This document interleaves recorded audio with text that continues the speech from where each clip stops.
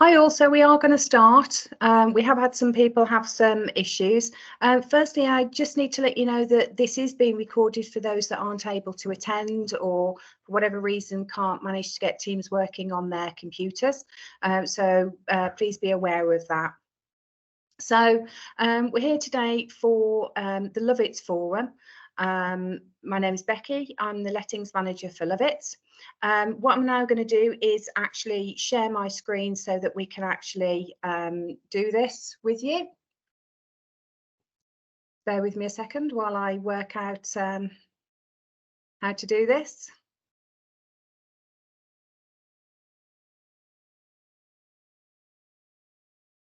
There we go. And let me just start the slideshow.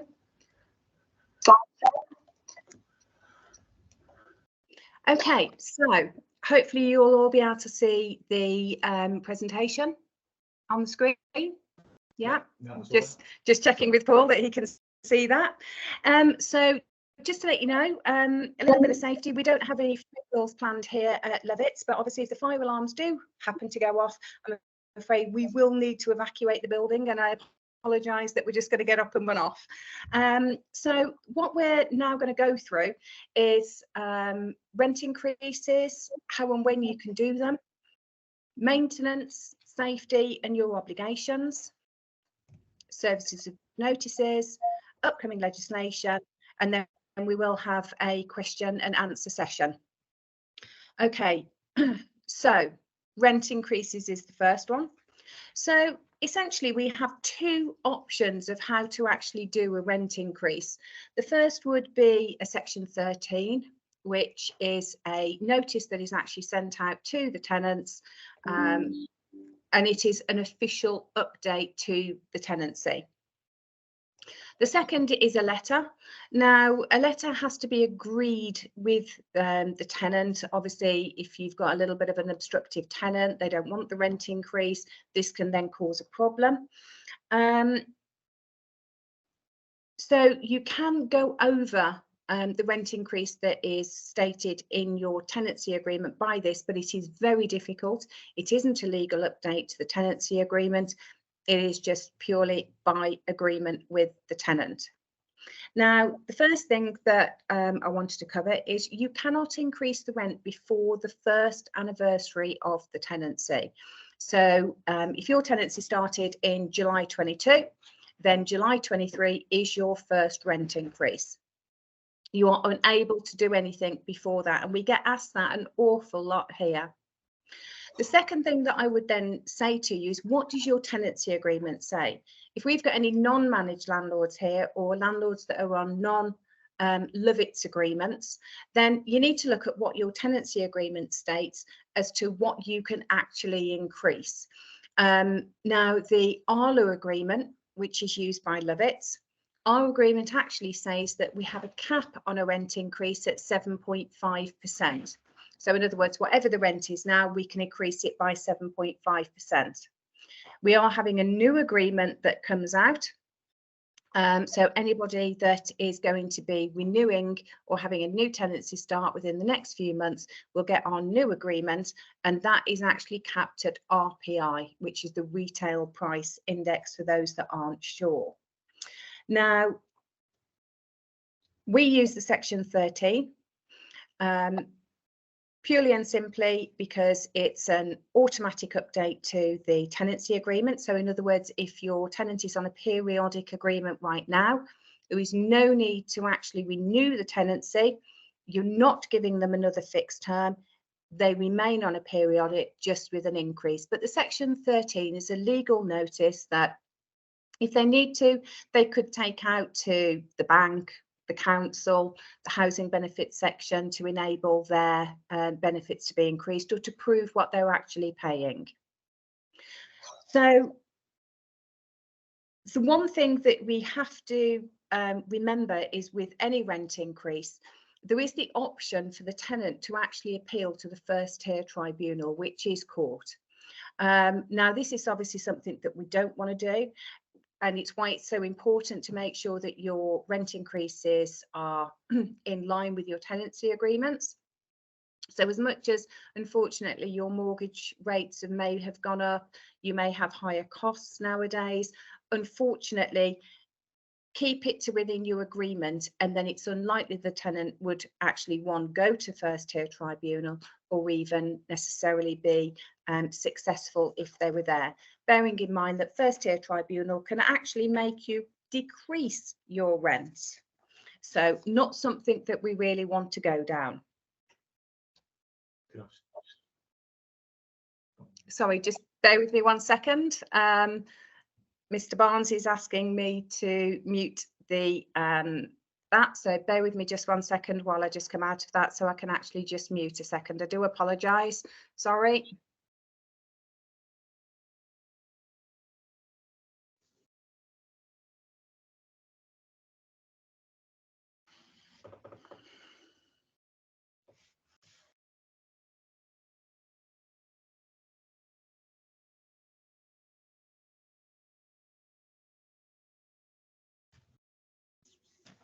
Sorry about that. We've, as I say, had some technological issues with this, and so we're just trying to solve that for people. So please bear with me. I do apologise for that. So I just need to try now and get back to the PowerPoint that we had.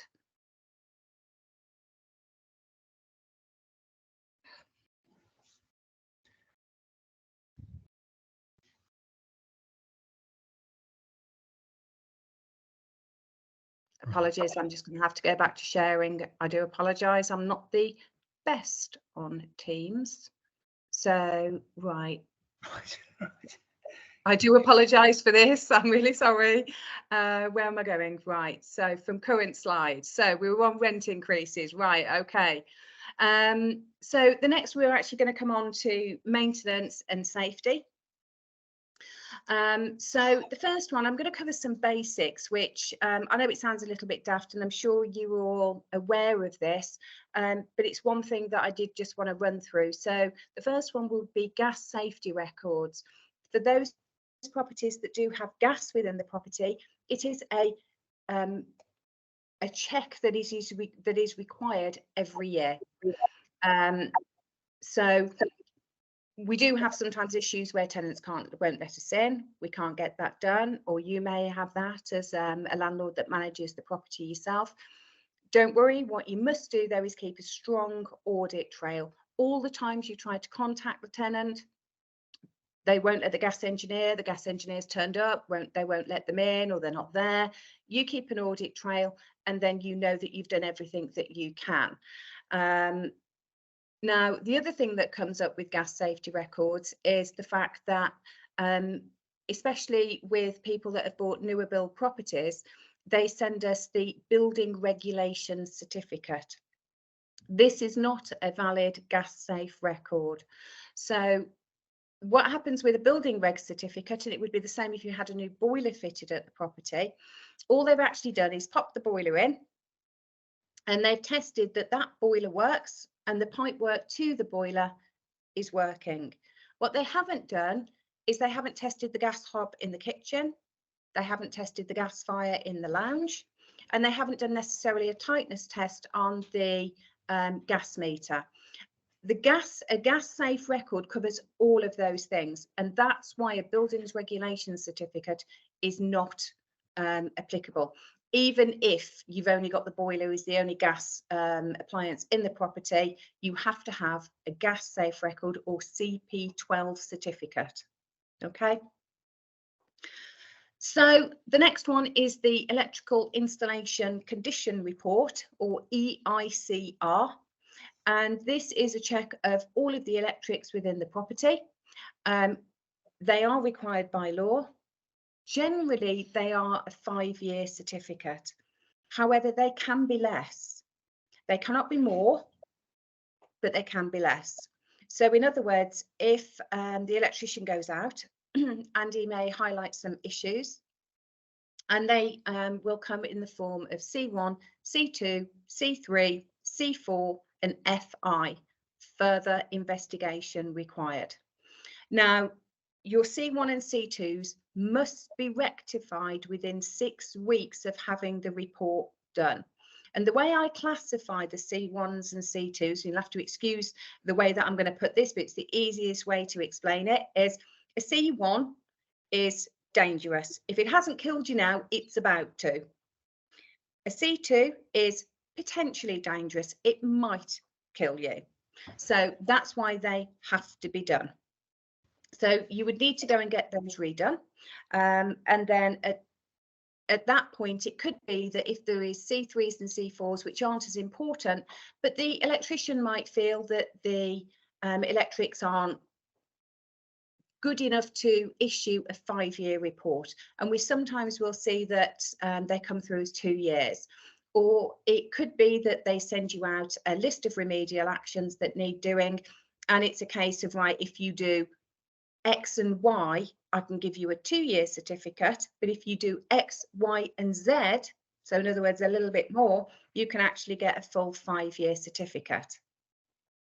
Now, a buildings reg certificate on a brand new house would actually suffice. However, they do tend to come out as a 10-year certificate. Now, unfortunately, the Housing Act part of this overrules that, and it is maximum of 5 years. You must have the house checked every 5 years, or the property, I should say, every 5 years. We, of course, remind you of this, and we can use our own electricians if you don't have one that you can call. So energy performance certificates is the next one. A lot of people get the electric and the energy performance mixed up in actual fact. They are two obviously completely different ones. So the energy performance certificate looks a bit like the grid that you get when you go and buy a new fridge or a new washing machine, and it gives you a rating of A to G. Exactly the same for the property. Now, this is a 10-year certificate. You do have to have one to be able to market the property, and every time you renew the tenancy. Now, they run from A to G. The law currently states that you cannot rent out an F or a G rated property, which is the lowest, the most inefficient, without an exemption certificate. If you have an exemption certificate, then it's good to go. If not, you can't rent it out. You must increase your energy performance rating on the property to an E. Bizarrely, A99 is the best rating, but G1 is the worst. So it runs from A to G, but the numbers run the opposite way. So next we come on to mould and condensation. And the one thing that some landlords don't realise is that you do actually have a responsibility here. As much as condensation can be an issue, and it can be caused by the tenant, in actual fact, you need to have made sure that you've done all the bits and pieces that you're doing. So for instance, guttering on a house. So in other words, it's not ground floor, it's above the first story. Should always be kept clear, because if the guttering is actually blocked, when we get rain, your guttering will overflow. The water then is actually brought through the wall and can actually then create damp within the property. I'm being told that the slideshow isn't quite turning up right. I'm on maintenance and safety. Is that what everybody else can see? Is that what you can see, Paul? No. You on rent increases? Okay, right. That's a bit strange. Let me go back and let me see. Let me see what we're doing. So let me stop sharing and then share again. Don't you just love technology? Right, so what I'm going to do is actually start this from the beginning, because that should, can you see now service of notices? Let me start from the beginning and let me just whiz through that. Is that changing in front of you? No? Can everybody see maintenance and safety?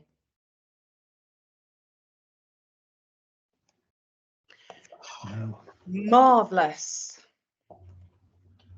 Can you see it there? Right, I'm gonna leave it in that view. I know it's not ideal, but at the end of the day, if we can all make sure that we're seeing the right thing, then that's great. So as you can see, I've gone through gas safe, I've been through EICRs, I've been through energy performance. So we're now on to mold and condensation.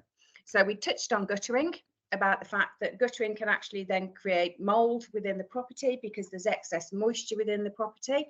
So making sure that your guttering is cleared is a key factor. And extractors.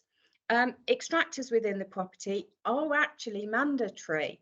And I refer back here to something called the HHSRS, which is the Health and Housing Safety Rating System. And this is the guide that all environmental health officers actually live by. So if an environmental health officer visits your property, this is what they will refer to.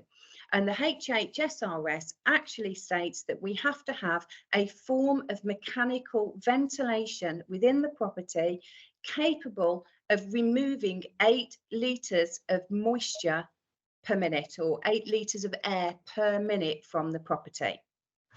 So in other words, if you've got a bathroom situation where you may have a window in there, but you've not got a you've not got an extractor, in actual fact, you're not doing everything you can do to help your tenant remove the condensation. And the environmental health would turn around and say, you need, Mr. Landlord, you need to fit an extractor. Now, what I actually recommend is that you don't just go and fit a bog standard extractor. There's something out there called a humidistat. The problem is with extractors is that they run for a few minutes once the light is off, and then they're off. And then there is that tantalizing switch on the newer builds just above the door where you can actually turn it off. Now, the way that the humidistat works is completely different. It's actually completely wired in, not through the light. And what it does is it actually has a sensor on there that detects the humidity within the room. And that will run until the level of humidity drops to a reasonable level. So in other words, at 2 o'clock in the morning, when somebody's just got up to pay a visit to the toilet, the humidistat's not going to come on, or I do hope it's not going to come on. But in actual fact, they go in and have a shower. They've actually got to dash off to work, so they can't leave the window open. That humidistat will run until the humidity level drops. Damp, and there is a difference between damp and mold. Mold we will see normally as black spots that appear around windows and on walls.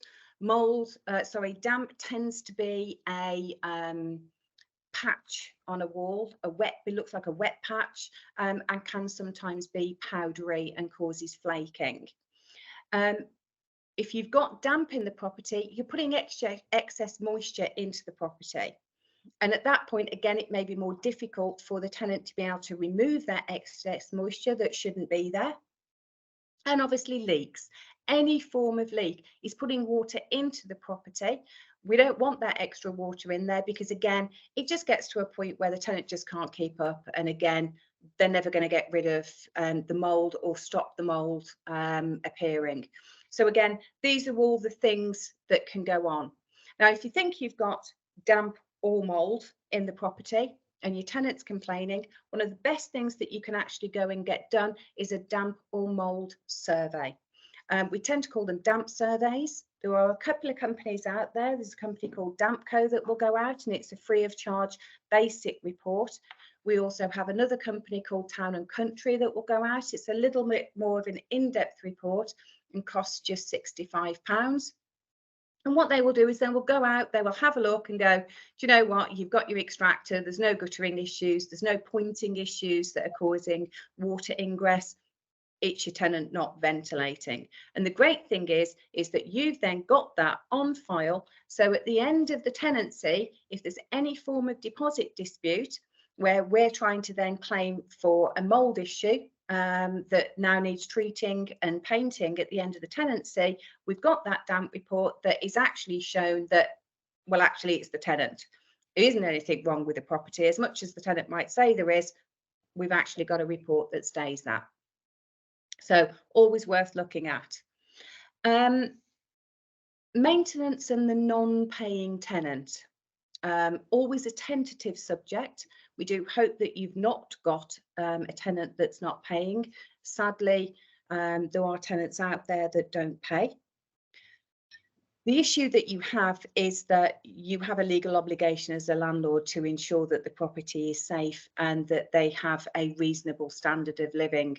So as much as your tenant may be in arrears and the boiler goes down, you think, well, I don't want to pay £250 for a new PCB in the boiler. They're not even paying the rent. Unfortunately, you have to. And it's not great, or you've got a leak or something like that. I'm not talking about, minor things, the fence panel blowing down or anything like that, but I am talking about the big things. And unfortunately, you do have an obligation there. When can my agent step in and authorise work? So for you that are managed, you have the great benefit that you can go on holiday, turn off your Wi-Fi, turn off your emails, and not worry about it. Because if, for instance, we had an emergency, so we had a leak at the property, we've got the boiler that's gone down, we can authorise emergency works only. So in other words, enough to get things back in order. We're not going to go and put a new bathroom in for you. We're not going to have a whole new boiler fitted for you, unless that's absolutely what's necessary. We're certainly not going to put the new bathroom in anyway. That's for sure. But we have the ability to authorise emergency works for you. We have to have a contractor out within 48 hours of the tenant reporting an issue. And that's where we can step in and help you. We have the contractors that can go out pretty much straight away, that we trust, we've used for years. So if they're turning around saying that the PCB needs doing, I can pretty much guarantee that the PCB needs doing. You don't need to worry because you're lying on a beach in Koh Samui or somewhere wonderful, and we've just gone and got it sorted for you. So again, moving on, property inspections and what your agent looks for. So it's important to note that when we go out and do a property inspection, we are not going out to do an inventory check. I cannot tell you that the chair hasn't been placed in a particular place in the lounge because there's a hole underneath it, or a big burn mark, or somebody spilt their Yankee candle. I can't do that. I can't move the chair. I can't move the rug. I can't move the plant pot to see that there isn't damage under there. What I can do is I can go and have a look that, does the roof look okay? We're not surveyors, but I'm having a look. Doesn't look as though half of it's hanging off. The chimney is not leaning at a ridiculous angle. Your guttering's not full. That there's no mold in the property, that there's no visible signs of damp, and that the tenant is keeping it reasonably. So, does it look as though there's been some cleaning that's gone on there, that the garden's not got a tiger peeking out from the bottom of it because it's so bad? So we're looking at the general condition of the property. We are not doing an inventory check, and I always think that's important to cover. We also look for pets, moving on to the last point. Now, obviously it's difficult. I have had tenants hide bowls and beds and things in the past, many years ago, but we will also look for pets. Now at present, you are able to say, no, I don't want a cat in the property, I don't want a dog, I don't want a snake, I don't want 4 tarantulas. You're absolutely fine to say that. If you do consider saying yes, then we have a robust pet policy that's been designed by Dogs Trust that says that the property's got to be professionally cleaned, you've got to have carpets cleaned, but it also mentions, and this has to be signed by the tenant, to say that they've got to be flea and worm treated, registered with a vet, and all of this, of course, is auditable if necessary. Now, I'm going to make my director, Mr. Barnes, groan, because I'm going to mention the one thing that he always smiles at when I mention this is the Allotment Act of 1952. which actually states that chickens or hens and rabbits in the garden, you can't say no to. It came in obviously during rationing after the war, and the Housing Act has never, ever overwritten it. So if your tenant asks for little bunny in the garden, and we're like, I'm ever so sorry, Mr. Landlord, you can't say no to that, that's why. Now, what they can't do is use it for breeding, and they can't use it for sale, but they can have Fluffy Bunny in the garden or Betsy the chicken down at the bottom. But I will move on to that to stop Mr. Barnes grimacing about that, because he always does. So what are we on to now? Just to step in there. If anybody does have a question as well, by all means put it through the chat just whilst Becky gets a quick drink. Thank you. Yes, so if you've got any questions, put it into the chat section, and I'll happily raise these questions at the end for you. Okay. Okay, so we're on to service of notices. So I wanted to run through the most common notices that we use, and those would be Section 3 and Section 48. So Section 3 is change of landlord. So if you purchase a property or you swap the ownership round, we would need to serve a Section 3 notice to the tenant. Again, no need for a new tenancy agreement. This is an official update. If you then we take over management of a property that you've already got a tenant in, we would also serve a Section 48 notice, and that is the change of address for which to serve notice. So in other words, where the tenant's going to serve notice. So that's a pretty common one. So again, if you purchase a property, you'd serve 3 and 48. If you're just taking over management, then it would be just 48. We've covered Section 13, which is your rent increase notice in quite a lot of detail. So we'll move on from that. In actual fact, there we go. Sorry, I've just realised that I hadn't changed the slide. There we go. There's the nice list for you. And then we come on to Section 21 and Section 8. So these are your possession notices. So there is a distinct difference between the two. Section 21, as we've all heard in the news lately, is your no fault eviction. I don't like the word fault. The reason that they say fault is they should actually swap it for reason. On a Section 21, you can serve the notice. You don't have to give a reason for serving it. A Section 8, you do.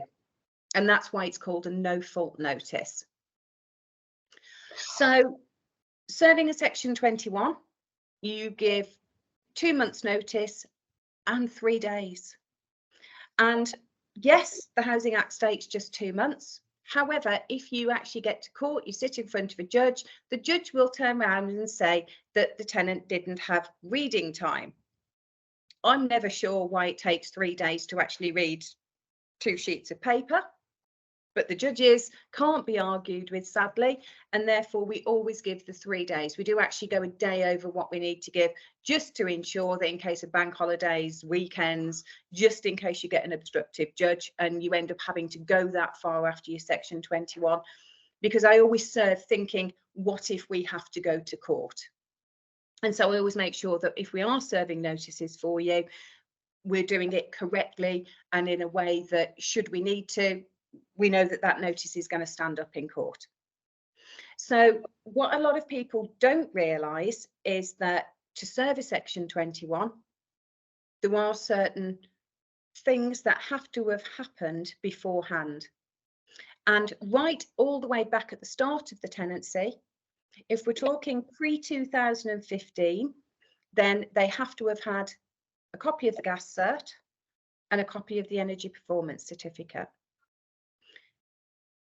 After 2015, we then update that with those documents, plus a little booklet called the Government's How to Rent booklet. And currently there are now 9 of those since 2015. 2 of them are due to spelling mistakes that came out. So we had literally 2 lots come out within a month of each other. because there was a spelling mistake in the first one. I'm not going to make comments about the government not being able to correct their spelling at this point, but you can take from that what you will. You actually have to still serve the ones with the spelling mistakes to be able to serve the notice. Absolutely ridiculous, but you do. Now, what you have to have done is also register your deposit. If we're talking pre-2015, you had 15 days to serve it, to register it and serve the prescribed information. We now have 30 days to register the deposit and serve the prescribed information to the tenant from receipt of the deposit. Now, if you've not done that at the start of your tenancy, you can't serve your Section 21. There are certain bits and pieces that we can get around. In other words, if you didn't register your deposit, give the deposit back, prove that you've given it back, that actually overrides that point. With your gas safety certificate, if you haven't served your gas safe certificate at the start, but you can prove that you had it and then gave it late, but you have to have had it, you're okay. If you didn't, or you didn't give it them, or you didn't have one, sadly, you can never serve a Section 21. And I get asked this a lot. And my answer is always, I can't turn back time. I can't go and undo what you didn't do to start with. So again, one of the reasons, a good reason to always use an agent, because we have an audit trail to ensure that all of this is done for you. So God forbid, oh, you actually need the property back and we have to serve that Section 21, you know that everything's always been done correctly for you. Moving on to the Section 8. So the Section 8 is between 2 weeks and 2 months, and it depends on the grounds or reasons or faults, if you want to call them that, that are used. So there are 8 mandatory grounds. What that means is that if the mandatory ground is met at the point of serving the notice, and the mandatory ground still applies at the point of sitting in front of a judge, you have possession. Now, the difference between the two is that a Section 21 just asks for the property back, and it says, and if you don't leave, then we'll take you to court. What the Section 8 actually states is, we're serving you notice that we are taking you to court for this. So that could be that, in actual fact, and these are some of the common grounds of the mandatory grounds. Ground 1, it was the landlord's own home and you want it back to live there. So in other words, you did live there. So that's the mandatory ground before the notice was served. You still want to live there. So in other words, it's still mandatory at the point of sitting in court. So that's a 2 months notice. Ground 8 is rent arrears, which again, unfortunately, is probably one of the most common grounds that this is served on. You have to have 2 months notice at the point of serving the notice. And it's a 2-week notice that you're going to serve to start the court process. Now, as long as you then have 2 months at the point of sitting in front of the judge, you will get your possession. We also then use, there are 9 discretionary grounds, and I'm not going to bore you with all of the mandatory grounds and all of the discretionary grounds. One will be here all day, and I don't think it really matters that a minister of religion lived there, for instance. We're not going to necessarily be dealing with that. But of the discretionary grounds, we'll generally use ground 10 and ground 11, which relate to rent arrears, and we use that to bolster the Section 8 ground 8. Now, obviously, we as an agent can guide you through this process. As you can tell, I'm pretty well versed in my grounds and what we can do. So we do have landlords that bring us properties that have got problem tenants in there, or they just want their property back. And we can actually go through all of the different questions that we need. Excuse me 1 second. Apologies. We can go through all of the different options, ask you lots of questions and work out which is the best path for you to go down in order to get the possession of your property back. Okay. So New legislation. So this is always probably one of the key points that we come to, that a lot of landlords join these forums for. This is obviously now our third forum, isn't it? Third? Yeah, we've got another one more coming up. Okay, so new legislation. So I'm going to touch on the MEES, the Energy Performance Certificate changes. 6 months ago, this was all set.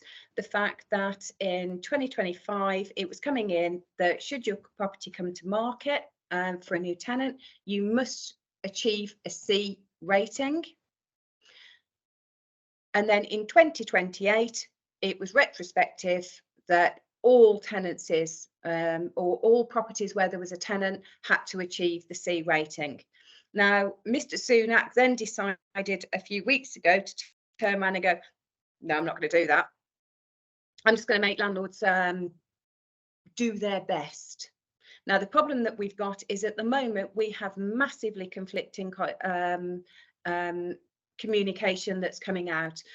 We've got verbally what Mr. Sunak said on one hand, but then I've also seen other parts that say that if landlords aren't improving the properties, there's going to be fines. So I'm actually going to leave the MEES there and the energy changes there and say, once we get something concrete out, then I'll let you know about it. But at the moment, then we can't actually do anything.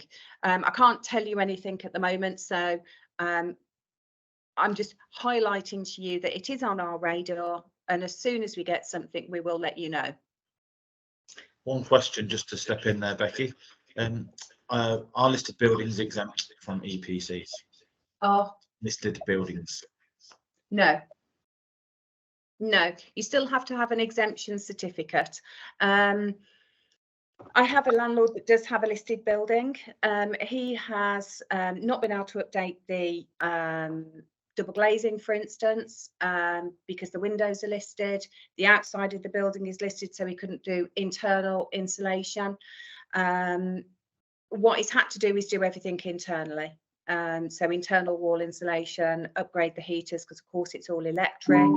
You can potentially fit secondary glazing depending on how your listing works, but you would still need to apply for an exemption certificate.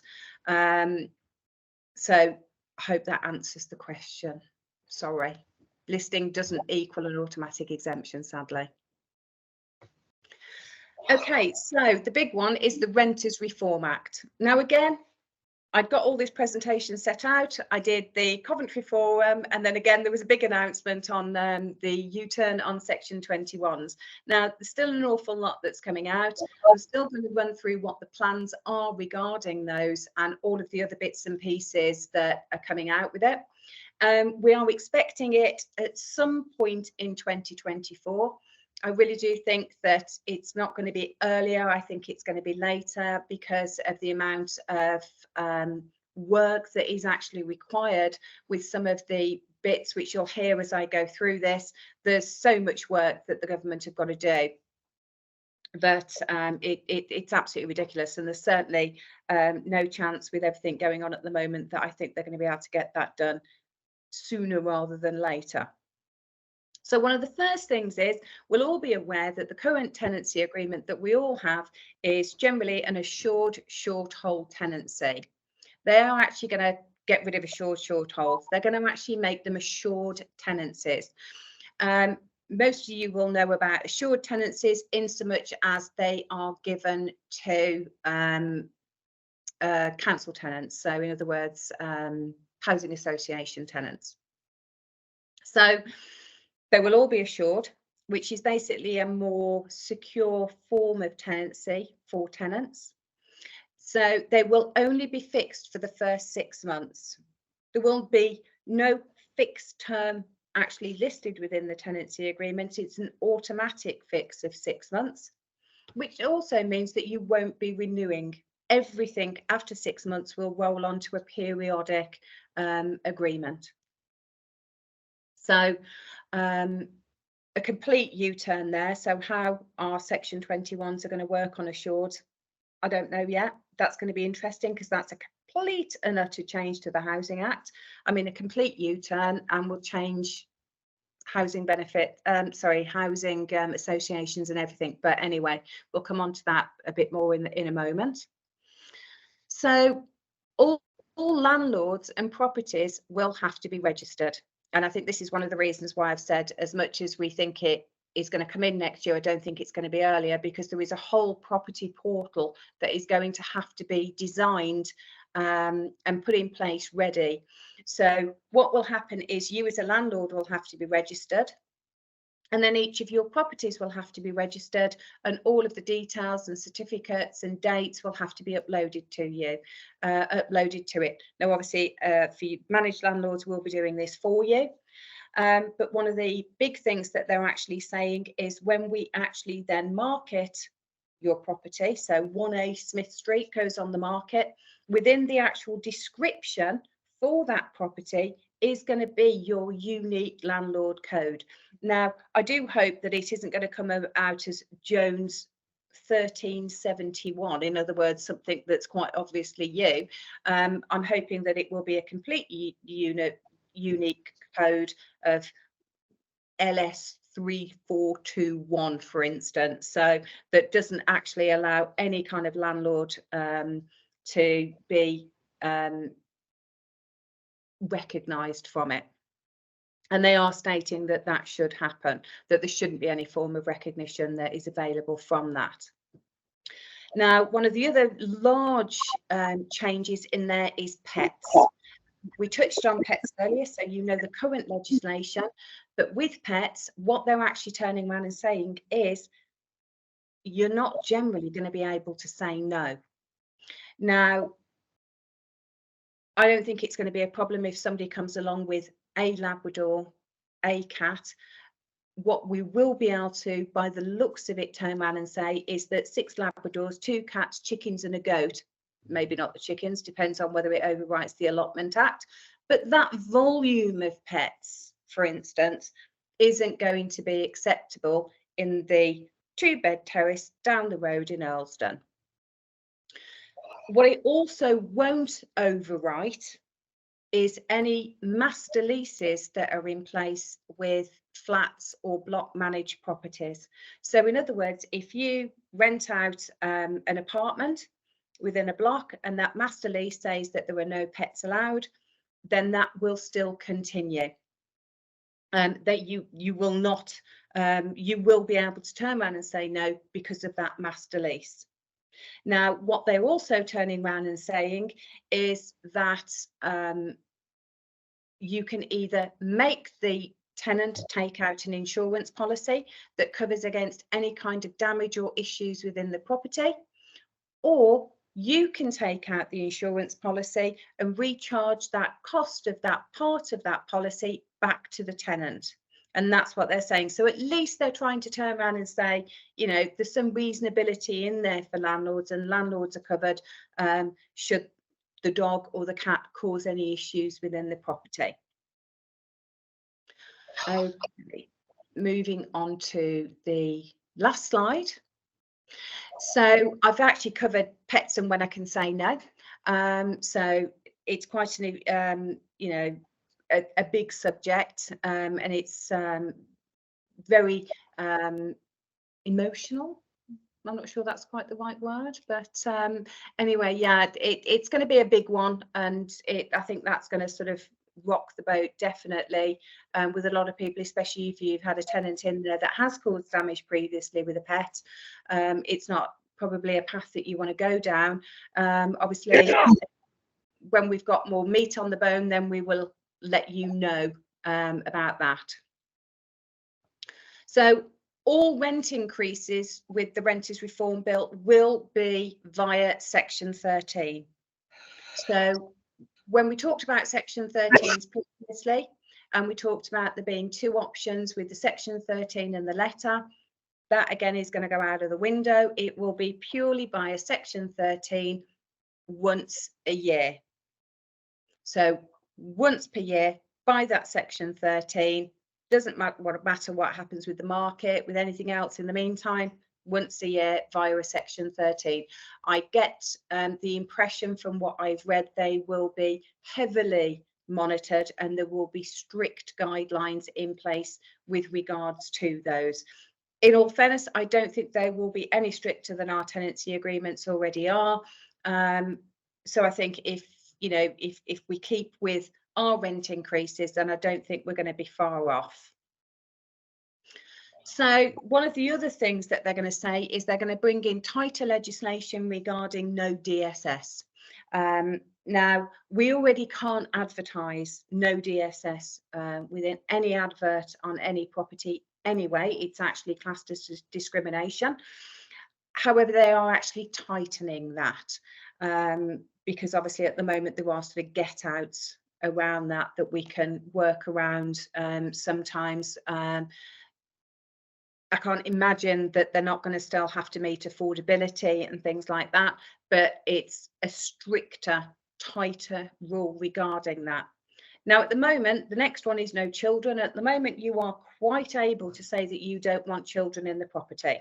Always more difficult when we've got a 3 or a 4 bed property that we're trying to let and landlord says no children, because it sort of lends itself to being a family home.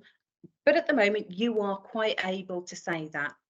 Again, that's going to go.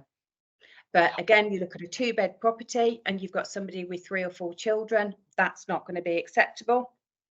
That would still come under our overcrowding and we would be able to say no to that. But sadly, children are going to be allowed along with the pets.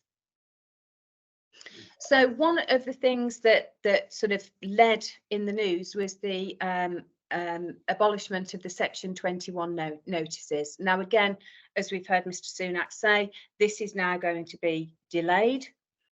How, again, this is going to work with an assured tenancy, you've always had to go down the Section 8 route. You've never been able to serve a Section 21 on an assured tenancy. It completely and utterly changes the face of it. And as I said previously, how housing associations are going to deal with this, how they're going to manage to implement the rent reform bill, which again was in the King's speech, that this is definitely going to come in. How they're going to do this, I do not know. And we're waiting for more information on that. But at the moment, it would seem that you're going to be able to serve your Section 21 for the time being. Maybe they might look at retrospectively, if it was an assured short-hold tenancy previously, it may not change to an assured tenancy, or it changes with the ability to serve a Section 21. That's the only thing that I can possibly think of. Now, what we've also got coming is the Section 8. So in other words, in the future, all notices will be a Section 8. And this is what has caused the kerfuffle, because all Section 8s, as I previously said, go to court. The courts are up in arms. We're never going to cope. And no, I don't see how they're going to, because every Section 8 ends up being in front of a judge. So unless your tenant goes, of course, in the meantime, which is unlikely.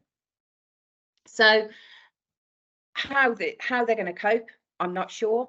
What they have done, though, is they have bought in some additional grounds to make it easier, because when we looked at the previous grounds, if you didn't live at the property, we mentioned ground 1 earlier, that if the landlord lived at the property, then you can ask for possession back. But if you've never lived at the property and none of the others applied, how are you going to get the property back? Well, what they've actually done is they've added landlord wants to sell as an additional part to ground 1. So in other words, if you decide that you just want to sell your property, you want your tenant out, we can now serve, or we can, when the new legislation comes in, a ground 1 that you just wish to sell. Now, I did wonder when I first heard about this, well, is this going to be essentially almost like the new Section 21? In other words, I want my tenant out. I don't really want to sell it, but I'm going to serve ground 1. And once the tenant's gone, I'm just going to re-let it. Well, they've put a nasty little clause in there to stop that. You are restricted from remarketing it for let for 3 months. So sadly, it's not going to be the equivalent to your old Section 21, that ground, unless you're prepared to have the property vacant for 3 months. Obviously, that is allowing for landlords that want to sell, it goes to the market, it doesn't sell, eventually you will be able to put it back on the rental market. So the other change to the Section 8 is ground 8. So in other words, we talked about rent arrears being 2 months in arrears to be able to serve that. Now, what they've actually done is they've bolstered this ground amazingly, and it's a real welcome change, in my opinion. Because your problem is with your ground 8 at the moment is that your tenant is in 2 months worth of arrears. Great, you get to court and they've paid off just enough to bring it below the 2 month mark. You've not got your mandatory ground. The judge won't give possession, especially since COVID. They're really funny about actually giving possession unless your mandatory ground is cast in stone. So it was always an issue with that, or a potential issue, if the tenant basically knew what they were doing with that. With the new ground that they're bringing in, what they've actually said is, if your tenant hits 2 months worth of arrears twice for just 1 day on each occasion, it's mandatory ground. It gives you possession, which is much better. So in other words, you've gone, so you've got a tenant that's consistently bouncing from arrears to non-arrears, bouncing again. You've got your mandatory ground. You just need 1 day of 2 months worth of arrears twice, you've got it. So personally, I think that's a very welcome change. So I will be very much looking forward to seeing that one. That actually brings us to the end of the presentation. So I'm just going to nip off and have a little drink. But if you would like to ask any questions, now is the time. Please feel free to ask away.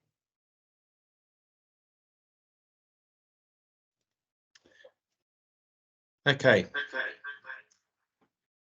Becky, I've got a couple of questions for you. Okay. First question. Is your microphone? Is that your microphone working, Becky? It is, yes. Yeah. Article 4. Discuss. Yes. Gosh, right. Article 4. Article 4 has not.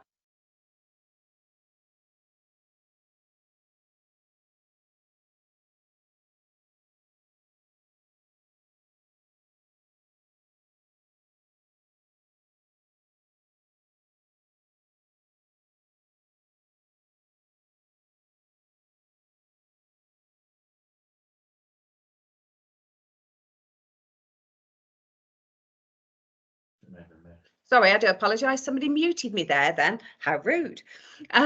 So going back, so if you have a HMO, so in other words, you have 3 unrelated parties or more living there, you have a HMO.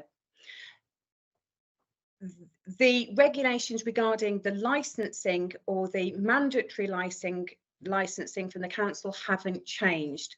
What Article 4 is turning around and saying now is that within certain wards in Coventry, I don't have the list to hand, unfortunately, but that can be gained if needed. You essentially have got to not just apply for the licence, but in essence, they need to take into consideration whether or not a HMO is going to work in that area. Is there already too many? Do we want a HMO in there? What's the car parking going to be like? So essentially, there's a lot more decision making that goes into the granting of that HMO licence now with Article 4 that's come in than they did before. One of the other things that they've changed as well, that I've not worked for a council that have ever done this, is that if you purchase a HMO, you then have to reapply for the licence. It doesn't transfer with ownership. and it has the possibility then to be affected by Article 4 because you are reapplying for a license. Now, there is a good chance that actually will, because you've already had it as a HMO, the chances are it should be okay, but you may be affected by Article 4 at that point. Jerry's got a question, I believe. Okay. So if you want to speak to Jerry, I'm not on the speaker at the moment. So, Jerry, I believe you've got a question for me.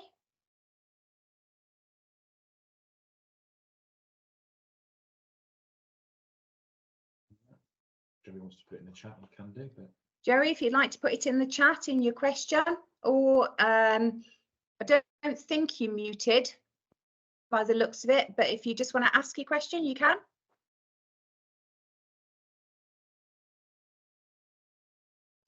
okay. Another question, I'll come off the mic. Becky, so you can advise the group.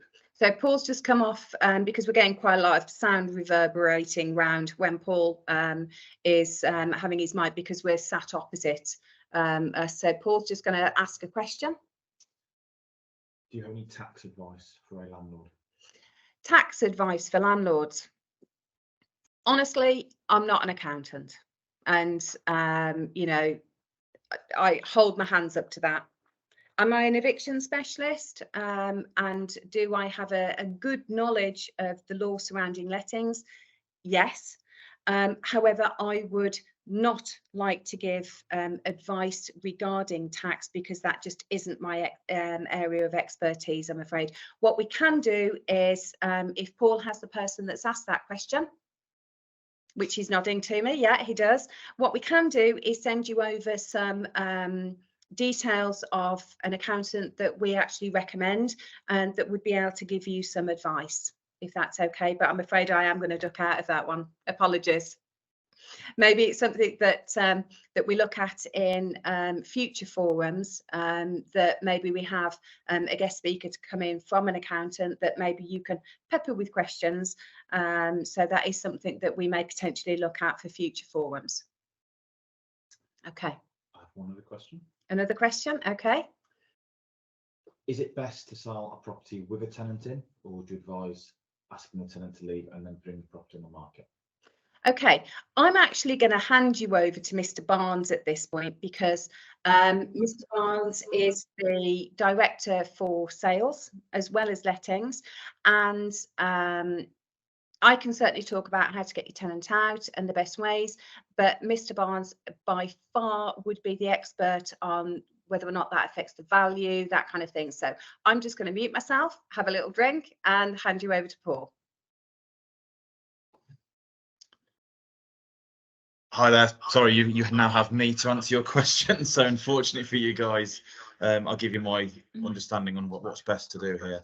So from the point of view of you have a tenant in a property, should I sell my property with them in or with them out? We have two routes obviously to go down, which is the private treaty market or the auction market.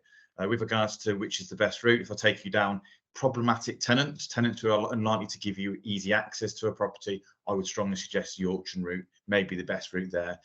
It will appeal to investors looking obviously who are happy to take these sort of scenarios on and now look at it as a return on investment strategy. So certainly a problematic tenancy, property in the dilapidations where you know it's going to be difficult to serve notice on that tenant, the auction teams are probably the best ones to look at.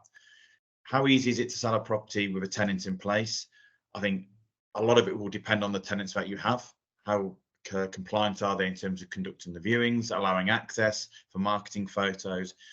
Ideally, I would say ask the tenants to leave and give us the property with vacant possession. The reason for that is you're appealing to the whole marketplace. So that's first-time buyers, second-time buyers, and investors. And at the end of the day, then you can go in, make the improvements to the property once purchased, and then obviously you've got the whole market to hit in terms of who potentially will buy your property. In terms of if you want to do that whilst the tenants are there, as I said, sort of implied earlier, a lot of it will depend on the tenants in place. You want to get quick, easy access to a property. You do not want to have delays. You're going to lose buyers. Buyers will move on to the next property. If they can do a viewing tomorrow, they're more likely to do 3 or 4 viewings with other agencies on properties and then ignore your property because we can't get in for another week to 10 days. So In short, ideally, the number one solution would be have your property empty. We can then obviously market it to the full marketplace. It is possible, but a lot of it will depend on your tenants. So option two is with the tenants in place, but an understanding that when notice is served, they will leave. They're compliant with viewings. They've generally been a good tenant throughout the process. Option three, problematic tenant. They will not give you access. You're very concerned as to how we can go about selling the property. Probably the auction route is the best route. So again, I'm happy to have a separate conversation if that was to be the case. But from my point of view, that's the best way of trying to get your property sold if you want to leave the marketplace as a landlord.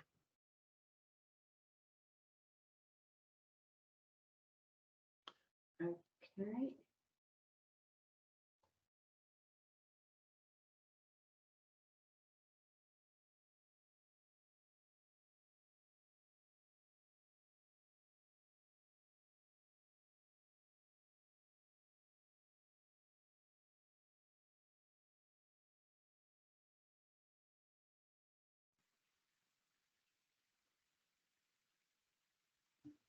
I think I've just kicked myself out.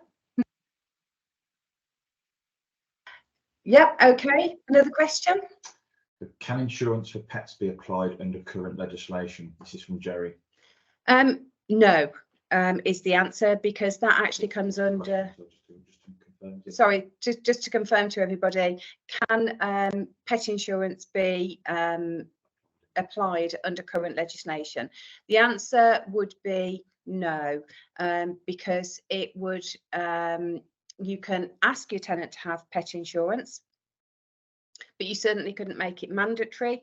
From my understanding, that would come actually under the tenant fee bill or the tenant fee ban, as a fee that could not be applied to the tenant.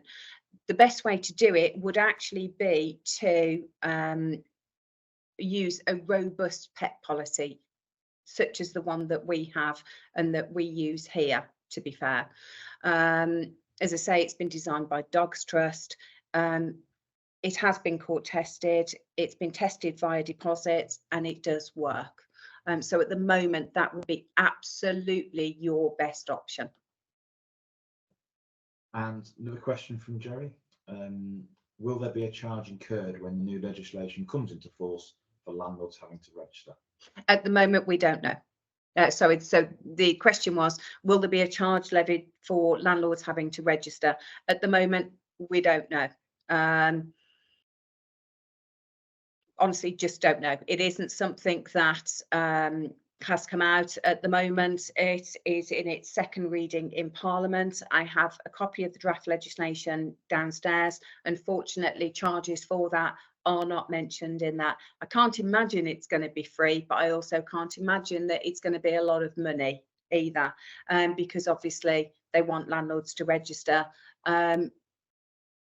Generally speaking, the government aren't looking at making money out of this. So my opinion probably would be no, but if there is, it would be minimal. But that's my opinion. I think just to add into that, I'm going back onto the microphone now, we're in a year when we're looking at an election. And I think there's a lot of uncertainty, a lot of change. Probably heard yesterday there's a new housing minister. We've had so many over the past few years. I think certainly from my perspective, it's a year of uncertainty, but also they've got a general election to worry about.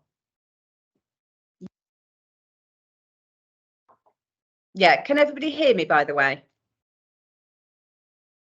I am unmuted, so hopefully everybody can hear me, but hopefully Paul's just answered that question between us. So yeah. Are there any other questions? Not at the moment. Okay. Well, if nobody's got any questions, then I am going to bring this to a close. I would just Jerry would like to make a verbal question. Oh, and then I've got another one from Tricia, I think, as well, that's just come in. Yeah.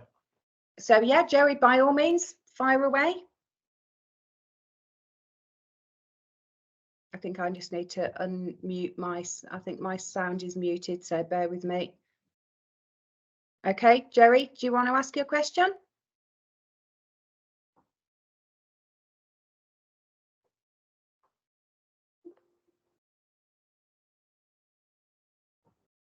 Jerry, you are, oh no, you have come off mute.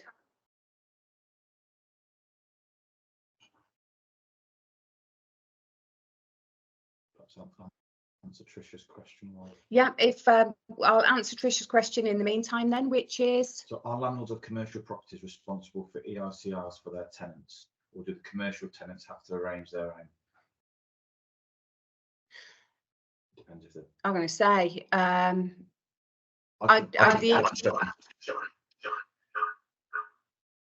So Trisha, to answer your question, obviously much will depend on the lease. Majority of our commercial leases are generally a full and repairing lease, which would mean the tenant has the responsibility to perform their duties in accordance with the agreement. Without sort of getting out of the question, you would have to consult your lease. If you wanted us to consult the lease for you, we do have a commercial department within the organisation. I could certainly pass your details to my co-director, Chris Edsel, who would be able to help you there.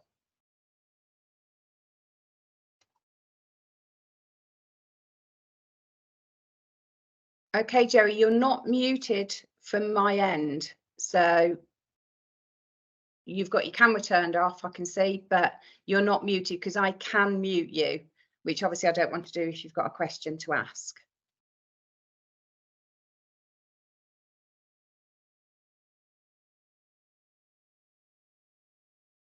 Okay, maybe you could type it if that's okay.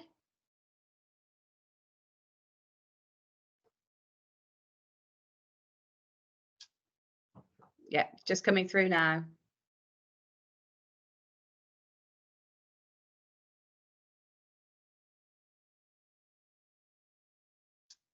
Becky, might be just repeating the question a bit. How do you see the lettings market at the moment?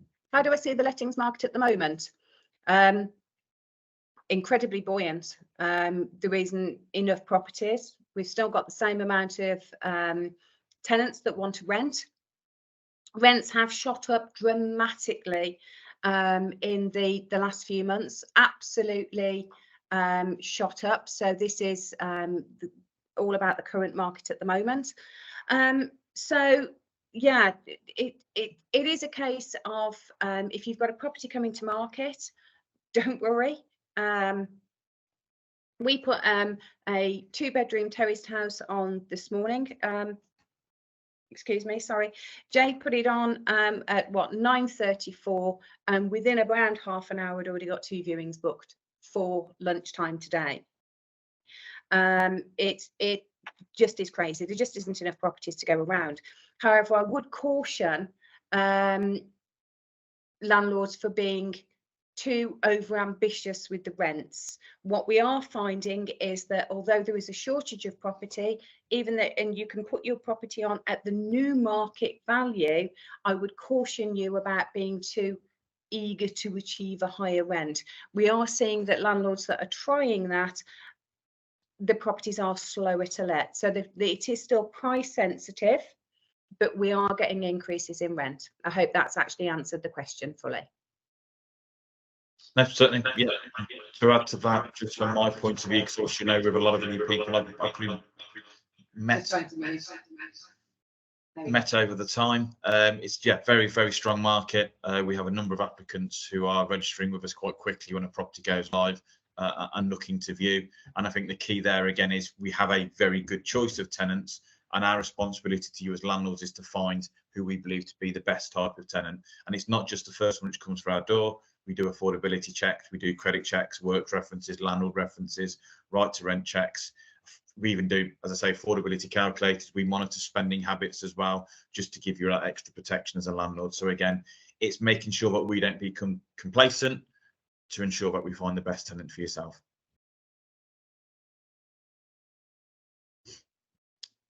Any further questions from anybody on the forum? Just to one further question, Becky, if you could just mute. The upcoming forum in Leamington will be a very similar meeting to what has been today. So again, from that point of view, if you have been on the call today, we'd be happy to meet you in Leamington by means. We can have a catch up and a coffee, but the content will be of a similar sort of chain to what it's been today. What we will be doing, obviously this is being recorded, we will be sending it out to our other landlords who are unable to make the meeting today but have requested this. And then obviously from my point of view, I would love any feedback as well to myself and Becky in terms of how we can improve this. It's a new initiative that we're doing. It's something that we want to continue. We've had a positive response when we've done the in-person meetings. And again, this is we're embracing technology now. We know that it's probably could be a little bit more polished, but it's a first attempt, and we're happy to do another attempt when we need to in 6 months, 12 months time when there's change in legislation. Let's see what James Rishi's got in for us. And yeah, we can obviously, with all the people who have attended today, we're happy to provide you with a copy of the recorded meeting as well. So you've got that to go over any items which may have been before you joined us, or obviously, if there's anything you want to check that what we've said is correct.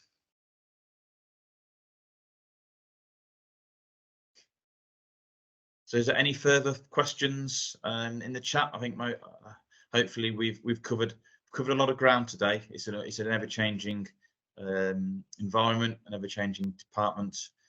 Any further questions, and I'll leave the last word to Becky. She's obviously been the fundamental part of this today. Thank you for all attending. From my point of view, if you have any further questions, come to me directly, but I'll leave the last word with Becky. Thank you. Okay, so I will apologise for the technology issues. When we do this again in the future, I will hopefully have ironed those out to make it easier for people. So firstly, let me apologise for that. I would like to thank you all for coming. As Paul has said, some feedback would be great. We did this as an idea, and it is just a case of sort of seeing how it goes. I think the next one definitely will be probably closer to when that new legislation comes out. We'll go on some in-depth training courses and then condense it down into an hour or so for you and do it then. But thank you all very much for attending. And I do hope to meet you all soon. But thank you very much. Okay, so I'm going to end the meeting now. Okay, thank you. Bye.